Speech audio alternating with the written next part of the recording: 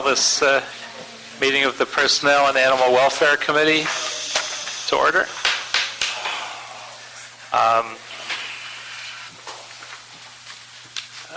Councilmember Zion, Alarcon, and myself, Councilmember Koretz, all present. I'd like to ask that we make items 6, 7, and 9 consent calendar items without objection.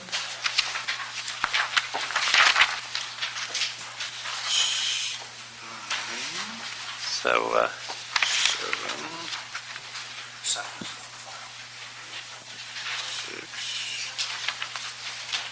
item 6 is a note and file. Item 7 is a note and file as well.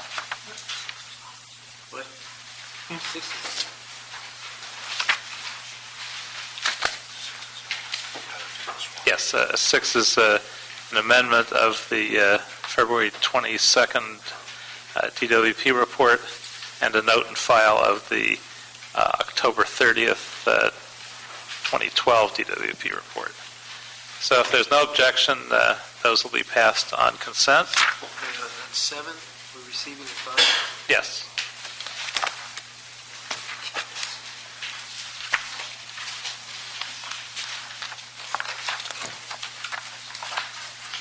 Okay, hearing no objection to those 3, those will be passed on consent. And if we could begin with public comment.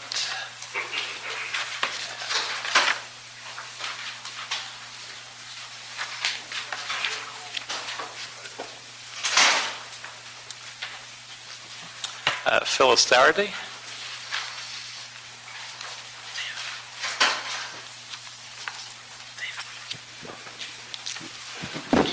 Phyllis Dougherty with Animal Issues Movement. I'm sure you're all aware that the shelters are going to be losing all night staffing, including any care for the animals, within just a few days. There will be no one there to handle any kind of emergency. If there is a fire, an earthquake, or something like that, the animals will be in there without someone to call from the inside and try to get help and identify the issues. In addition to that, Ms. Barnett has said that there are 2,029 cages and kennels. Most of them, many of them, will have more than one animal. That's a lot of animals to be alone at night. We really usually cringe when we think about leaving our own animal, one animal, alone overnight. So you can imagine what it will be like in there. There will be fights everywhere because as soon as there's not a top dog to come in and bang on the kennel, make sure everything's all right, then the animals decide that they will fight, just in general principle, and that's all sizes and all breeds. So this is really a tragedy, especially when Miss Barnett is now making $203,000 a year. Her upper staff, $153,000, $109,000 apiece. They just got $10,000 to $12,000 raises, and yet we cannot afford to leave 2 people to cover these massive shelters that the taxpayers are paying for. We promised them in 2001 that if they paid $154 million for shelters, they would have good care for the animals. This is not the way to pay them back. There will be a candle vigil tomorrow night in front of the East Valley shelter. We're going to have a very, very large turnout. It's for the animals and for the employees. It's especially for the animals that will be there all by themselves and the bad things that will happen to them alone. Thank you. Ms. Barnett, did you want to speak under public comment as well?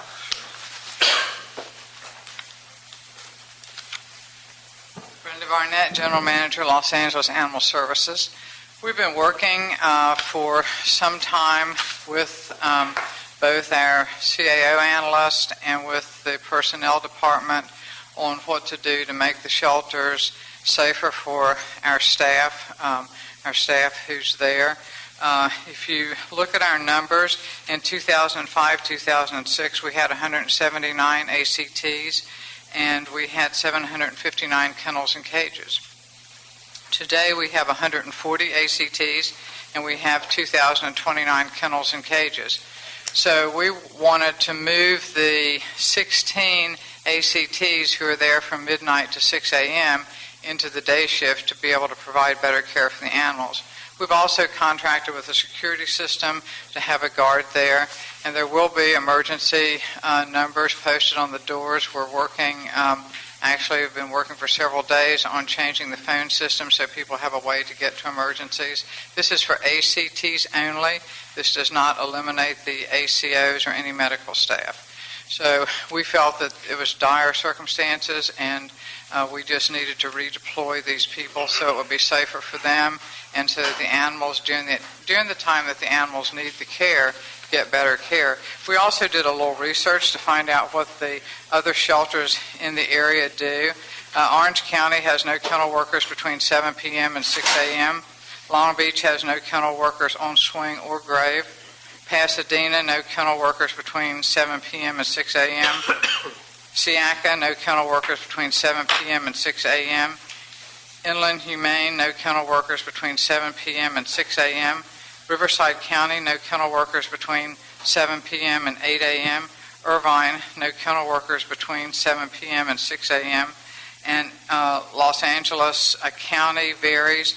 No kennel workers generally after 10 p.m.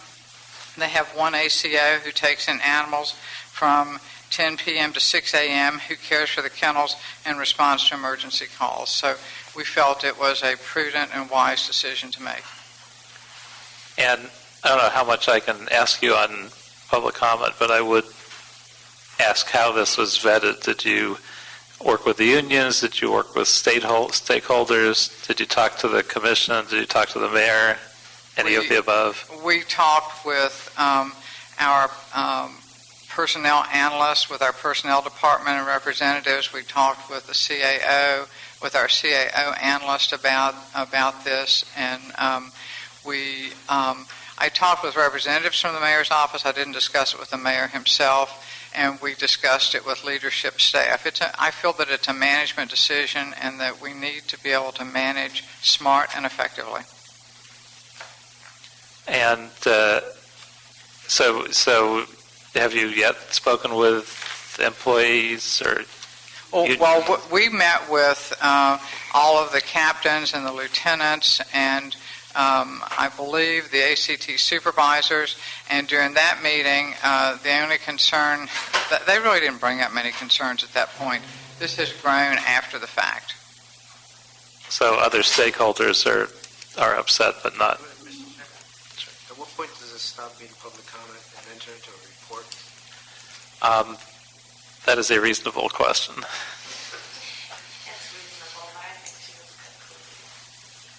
What if we all have questions?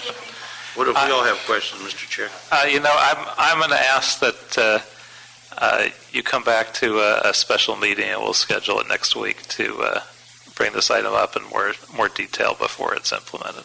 We'll be glad to do that. When's it supposed to be implemented? March 31st, I think. March 31st. All right, so we'll have a meeting before then. Okay. Yes. Great. Thank you. Very good. Thank you. Item number 1. Item number 1, communication from the mayor relative to the appointment of Ms. Maggie Ragland Nielsen to the Board of Animal Services for the term ending June 30th, 2016. This matter is scheduled for council on March 20th.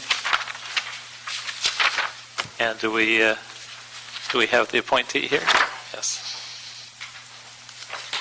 I wonder if you could tell us a little bit about yourself and your background and take questions from members. Sure. So the short version, I guess, as it applies to this, I've worked on social issues for most of my career, both internationally and domestically. And I have a firm that helps nonprofits and philanthropists to develop and implement philanthropic strategies on the issues they care about. So that's, do you want more personal? Do you want, I'm happy. Animal-related background, how were you chosen for this? It's interesting. I've known the mayor. We've worked on a few issues together, and at one point he asked me, as many people often do, what my favorite issue that I work on is, because I work across a lot of different issues on behalf of my clients. And I said that, I tend to care about whatever I'm working on the time, but there are 2 issues that I care deeply about that I haven't had the cause to work on in my professional life, and animals was one of them. So I've volunteered over the years with various neighborhood organizations but that's the extent of it. And what do you think you bring to this position? I think a couple of things. First of all, because I work on issues daily, including, I would imagine, the types of issues you work on for animals, from budgeting to strategic programmatic development to, evolving programs to best suit the needs of the current environment. I think that I have a lot of background working on the types of issues, just not on animals specifically. Okay, and I'm sure you're aware there's a range of controversial issues that we've been dealing with in the city in recent years, from whether elephants should be allowed in circuses, or whether bullhooks should be used to train them and rein them in such situations, to creating humane pet shops and as a way to combat puppy mills and other dealing with cruel practices of one kind or another. Where do you come down on that? Have you been involved, thought about it?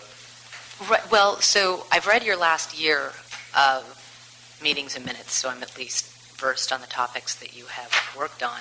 I think where I come down, obviously, is very based on the issue. It did strike me, as I read across what was quite a variety of topics, that there seemed to be a fairly rigorous and thoughtful vetting of the pros and cons of all of the issues you've dealt with. And so I think in general, my impression was that given realistic constraints and challenges, pretty thoughtful decisions seem to have been made on the variety that I read about. I mean, if you'd like me to go into anyone specifically, I can. What do you think about puppy mills as an example, and what the actions that we've taken? I think that the actions that have been taken seemed to me to be prudent given the reality of the resources and what a challenging situation that is to corral, given how some of it takes place. I mean, I think that if enforcement officers were endless, perhaps there's more that could be done, but it did seem to me that from a legislative perspective, good steps were being taken. And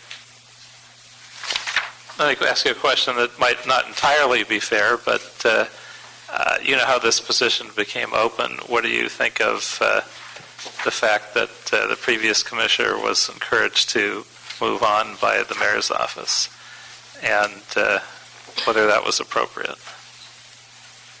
So I do know a little bit about it. I mean, obviously what I read publicly,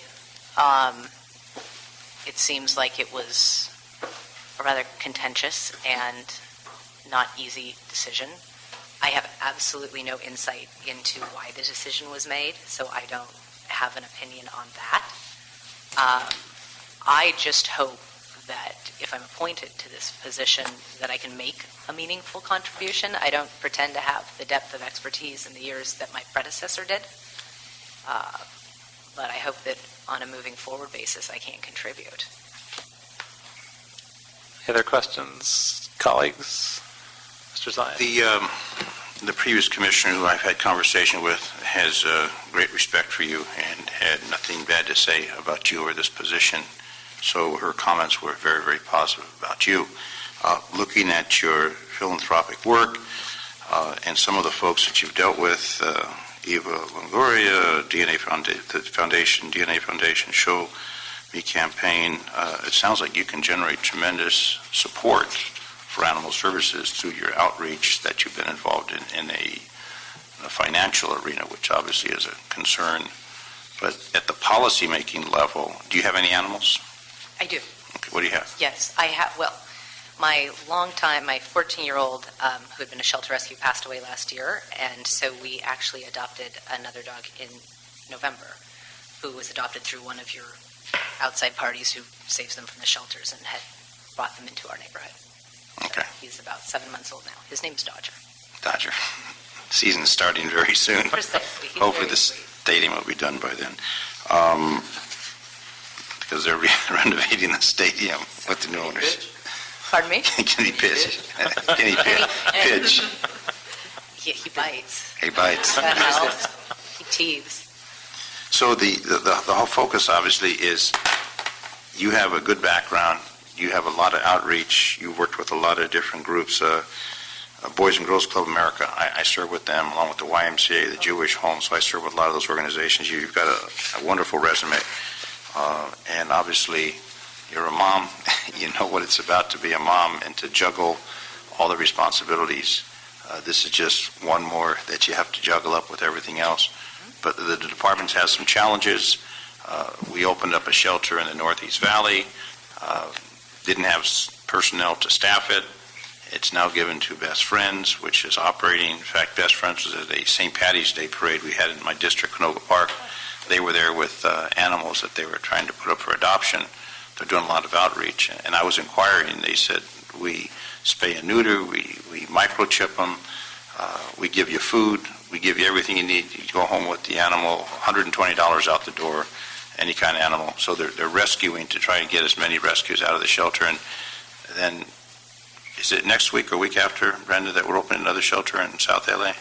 Well, it's the official grand opening on the 4th, I believe, but it's been open for a couple of months. So the official grand opening. So as we build more shelters, and then we seem to have an inordinate number of pit bulls and chihuahuas, that seems to be a huge issue. I went to the East Valley shelter to get a rescue, and just an incredible number of pit bulls and chihuahuas. They're cute dogs, nice dogs, but the fact is, we try to spread that out to people, get whatever kind of dog that they want, they feel comfortable with. So I just wanted to add, because the issue of Kathleen Reardon came up, that conversation I've had with her, she's a lot of respect for you and not anything negative about you whatsoever. So I just wanted to add that to the flavor, as well as the challenge that you're going to have with that particular commission and the challenge that they have to try and support the services that they have to do for the people and the animals of Los Angeles. So congratulations on assuming this task. Oh, thank you very much. Mr. Alarcon, any questions? No questions. I'm fine with this appointment, although honestly your resume isn't typically what we see in terms of resumes relative to a department commission appointment. But the real purpose of a commission is to be driven by citizens' advice, and you certainly are articulate, you certainly seem to be a quick study, and you should be able to know these issues at least for the next 3 months. So hopefully in that time you'll be able to get up to speed on these. So these are very dramatic issues. They're very controversial. The animal rights community is a very vocal, passionate community, probably more than just about any other constituency out there. And so, so welcome to the party. No, thank you very much. I work with celebrities, so I'm a little good with dramatic. Now, are you also a photographer? I was, yeah. Because I noticed your photo here, photo courtesy of you, of a beautiful photo of you by you. Hilarious. Maybe not just because my office sent it. It's a photo. I didn't take a photo of myself. It says photo of you by you. How funny. I Which I actually was a thought- photographer many, many years ago, but no, I did not take that Okay. picture. All right. Well, you're giving yourself credit for it. There you go. Hey, a couple other specific questions just to get a feel. So what do you think about the issue of elephants and circuses? We're looking at choosing between a few different options, completely eliminating all exotic animals and circuses, eliminating elephants, or just eliminating the bullhook. Sure. Do you have a particular So, I had- choice on that? Well, I had very mixed feelings on that because it felt like many issues, there was a real conflict between the idealistic and then some of the pragmatic concerns. I mean, just my personal philosophy, I haven't been to a circus in 20 years, and I would love to see them not come at all. Having said that, I understand the income and other ramifications that would mean for the city to make a decision that extreme. And so if there can be middle ground to be found where the animals are treated better, and perhaps that can be used as an example, to promote, while still not losing revenue and jobs. It seems to me that something in that middle ground is probably the more pragmatic, yet improved over the current state solution. Well, probably the most middle ground thing we're looking at are eliminating the use of bullhooks, although the circuses claim that will eliminate the elephants anyway. Right. So making that assumption, would you be likely to support that middle ground choice, even if it did wind up keeping the circuses out? I would be willing to support it. The piece I'd like to know more about from my reading was the alternative methods. I mean, I'm completely fine eliminating bullhooks, but it was unclear to me whether the alternative, which they described as kind of a gating and keeping the caretakers away from the elephants, was something that realistically these circuses can or will do. It certainly sounds on paper like a better alternative. I think it works in the zoo. I don't think it's really practical for circuses. So then what was the practical alternative that they would use if they came here and were not allowed to use bullhooks? They claim there isn't one, so I'm not sure whether there proves to be one or not is something remains to be seen. Got it. We've done some research and found that some of the areas around the country have banned bullhooks, and they've still been able to participate with some other alternative. I don't know exactly what it is, but there are some areas. Right. And I don't know, maybe, Paul, you know what those are. We're concerned about the bullhook. I think generally my understanding is they've just not brought the animal then. So they have circuses that don't relate to the more exotic animals. Well, I mean, I think if that's the realistic outcome, that's acceptable. I mean, I think that as the commission tasked with taking care of animals, if we feel that eliminating bullhooks takes care of animals, that's the responsibility. And on a completely different area, what's your view of the department's objective of trying to achieve a no-kill shelter system? Do you think that's practical? Do you think we can do it? I do. I'm highly optimistic on the issues I work on. I'd rather aim high and miss than say it's not realistic. I had reached out in the course of my research to some folks who've worked on that in New York and in San Francisco, and it seems that there are some models out there that there might be able to be learnings from. I think part of the question, as I don't need to say to you, is one of funding and structure, because it does seem like the path is there to achieving it. I just don't know if the realistic supports exist today. But I think what was done last December was fantastic and certainly indicates that there's the opportunity for progress. Okay, any other questions? If not, on this item, I did not see that. One member of the public to speak on this item is Phyllis Dougherty.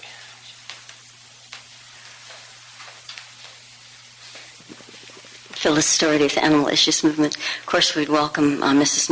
Nielsen. However, I think we need to be very, very clear that Ms. Reardon does not know her, has no familiarity with her work. She speaks ill of no one. To say that she respects, I think that she's very hopeful that Ms. Nielsen will be able to make a contribution that's the reason Mr. Bickhart put her there. However, 14 years of experience with the intricacies of the laws and the policies of this city are very hard to replace, especially in this very short time with some very important things coming before the commission.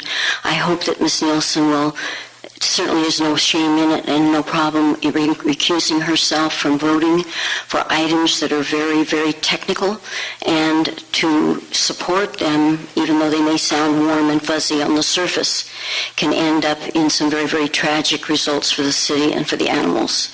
And we've seen that, and we're going to see more of it with some of the things that have been passed. We won't see the repercussions for a while, as Mr. Alarcon knows. We've tried very, very hard to get administrative citations, licensing, the things that help the animals, not just provide photo ops. So I hope that you will understand the need to get out there in Mr. Alarcon's district at night and see the pit bulls all over the street, see the children attacked and read the articles on those things, and understand that these are the realities of what happens when there are animals out in the street or too many animals in the shelter, which is just as tragic because that's just like a staged dogfight. So there's a lot of sadness. It's not all celebrities and fluff and fundraising, and I think that she has the kind of mind that will grasp that and do a good job. Thank you.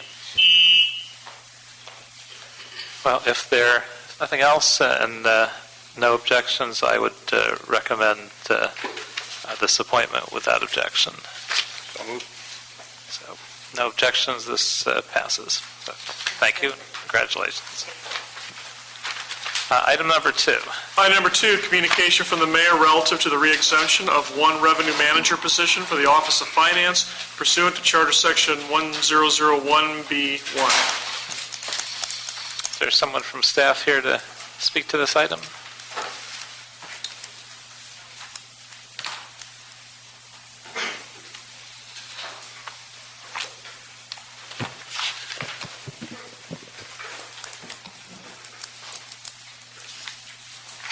Ed Cabrera, Assistant Director, Office of Finance. The Office of Finance is in concurrence with the Mayor's recommendation.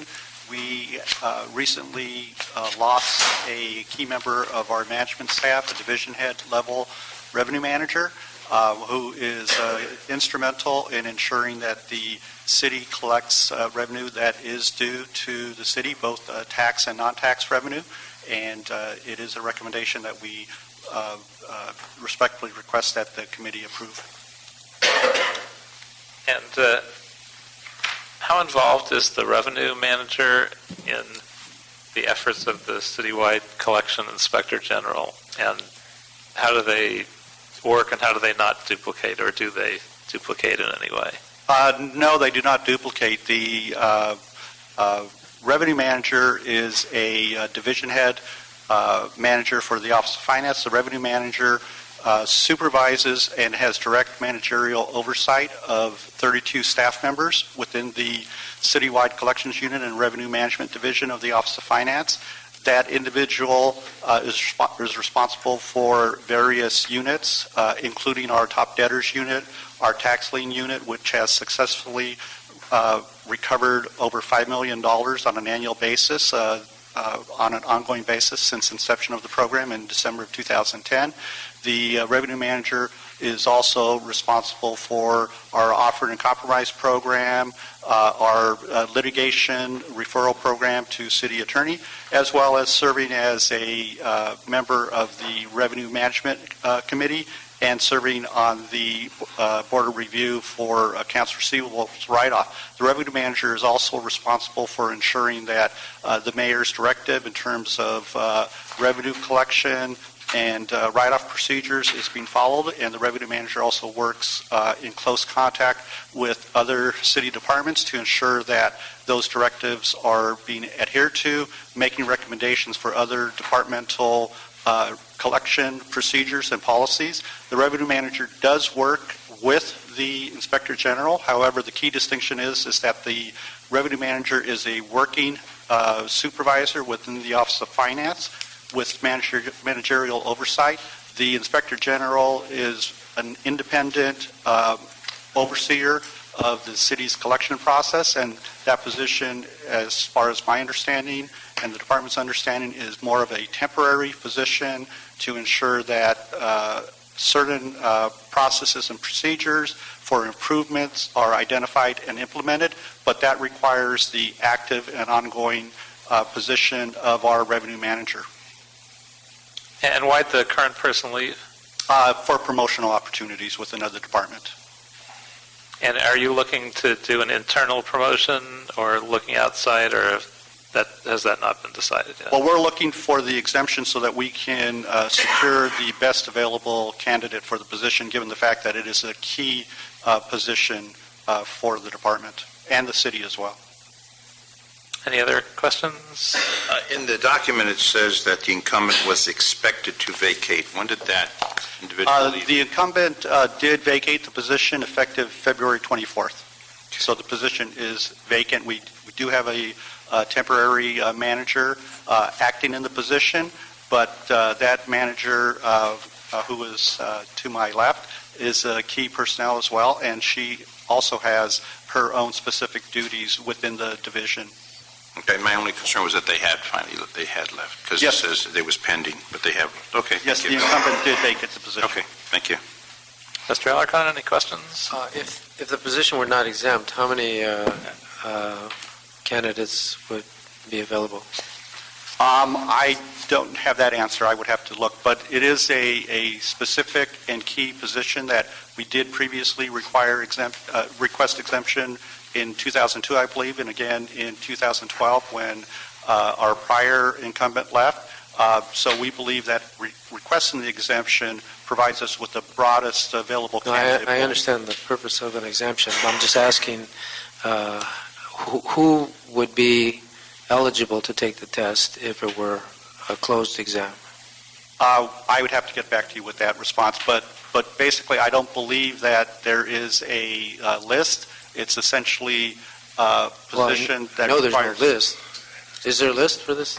So they haven't given the test, so Correct. I'm just curious. Well, the specifics probably would be at a senior management analyst 1, senior management analyst 2 position, something equivalent that would qualify for examination or some other high-level managerial experience position.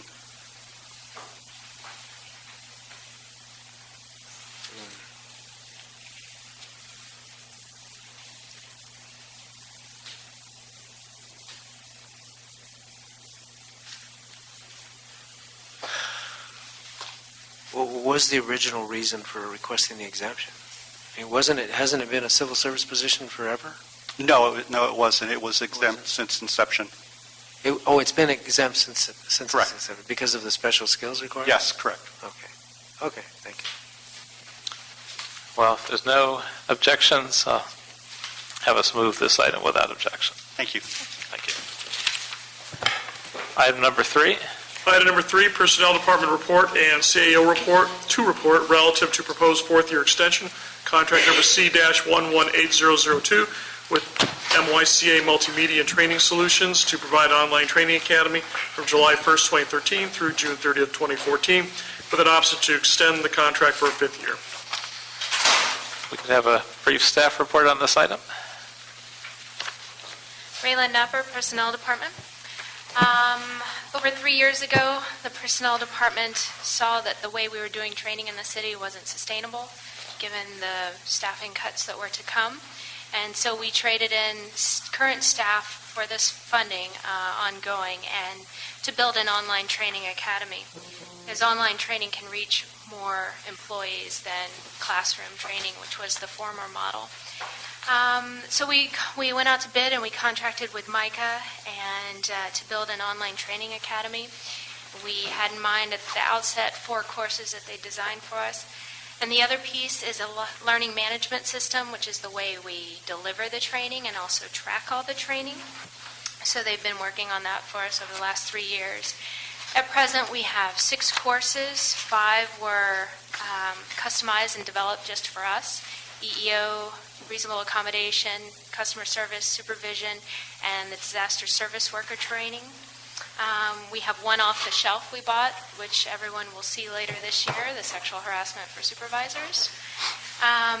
We've got 2 more in the pipeline, namely with the Controller's Office, the fraud, waste, and abuse training, which is pursuant to an ordinance you guys just revised and passed. And after elections ethics, we'll be using our vendor to revamp their training. We're looking at more, if you extend this contract, off the shelf in the future in the way of safety and other workplace issues and leadership for our management. So we're up and running, really happy with this vendor. They're very responsive to us. Everything's gone pretty well so far. If we don't extend and have to go out to bid and switch vendors midstream. We may jeopardize our compliance with sexual harassment training. This is a compliance year for us, so we need to get all our supervisors trained by the end of the year. Also, we'll be without pretty much any training, any citywide training for the length of time it takes us to get a new vendor. And also the LAFD has been using our vendor, and they have put their EMT certification course, about 12 different courses online, so they have that. They're using our system for that as well. Now, do we send any kind of data that we would be concerned about to the vendor? Anything that would be private that we would want to be sure is secure? No, not at all. It's name, email, employee ID, that sort of thing, classification. Yeah. So nothing beyond that in terms of employee information? No. So no privacy concerns? Right. Are any of these trainings mandated by the state? Yes, so sexual harassment for supervisors is. The disaster service worker comes from an obligation we have. We kind of go above and beyond with this training, but it's related to state regulation.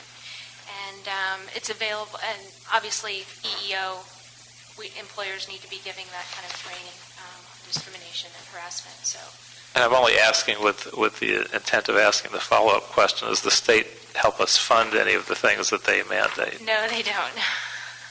Any chance we could seek funding from them, or would that be a hopeless case at this point? I think that might be a hopeless case at this point. And what's the general fund impact of financing this? Our annual budget, the personnel department annual budget, is about $250,000, and again, we swap staff for that.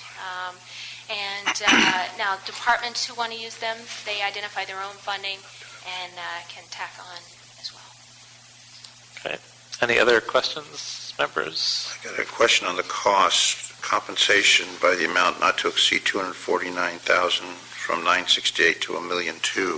Why is the cost going up so much? It's not going up. That just happened. We've had the original contract, First Amendment, Second Amendment, and now we're asking for the third. So when you add every year up, that's the total. Well, it seems like the costs for businesses are going down, not up. So have we added additional work for them, or is it just they're escalating prices? Oh, no, their prices have been locked in since the beginning, and I have to say they're very, very competitive and very good.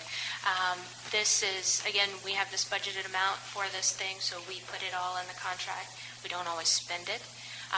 So it's not an increase in the cost to the city? It's not an increase in the cost, no. Because it looks like it when the... Yeah, that other amount looks big and increasing, but no, it's just the adding of the authority from every... Okay. Thank you. Any other questions, Mr. Alarcon? No. Okay, Move the item. we'll move the item without objection.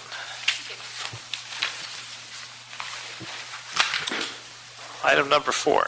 Item number 4, CAO report relative to community-oriented policing services, 2011, Child Sexual Predator Program, Resolution Authorities, and Grant Extension.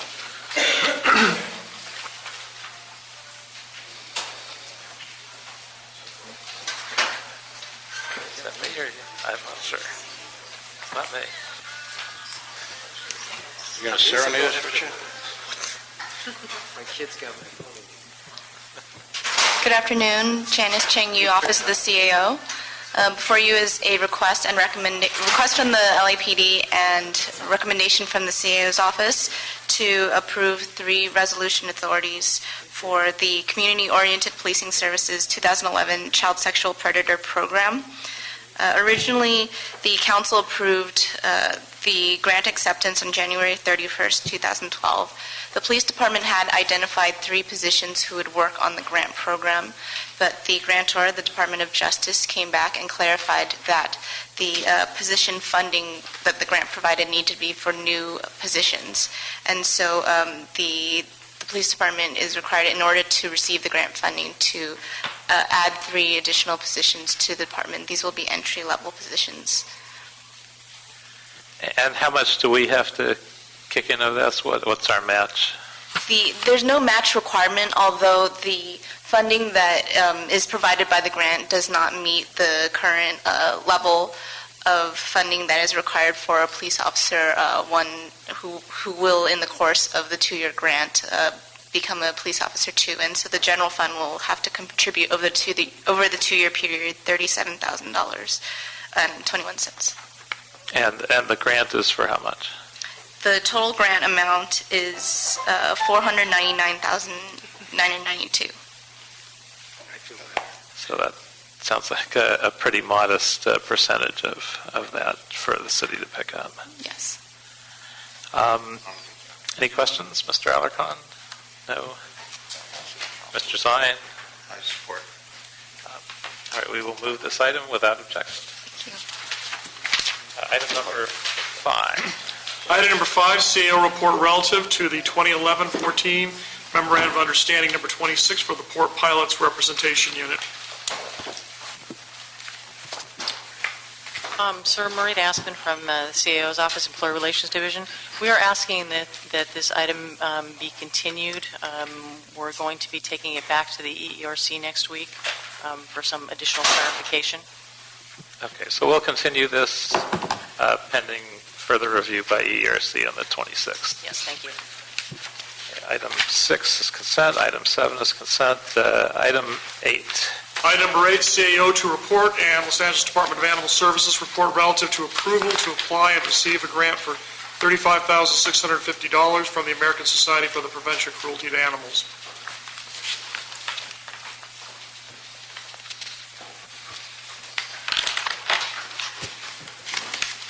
And if we could just have a brief staff report on this grant. John Forland with the Department of Animal Services. This is a good thing to be here today. The foundation provides a $50 grant contribution for every animal that's adopted out through a foster or New Hope or through our transport program. And this covers September and October of last year. It gives us $50 for each additional adoption above the prior year. And those were very good months for us, particularly Best Friends was very active, and they were not involved the prior year. So the amount that we're receiving exceeds the $25,000 amount for that time period. So we're happy to be here to ask for your approval for this. Is this an ongoing grant? It will continue through till, I think, September of 2013 and may continue beyond then, depending on the interests of the grantor organization.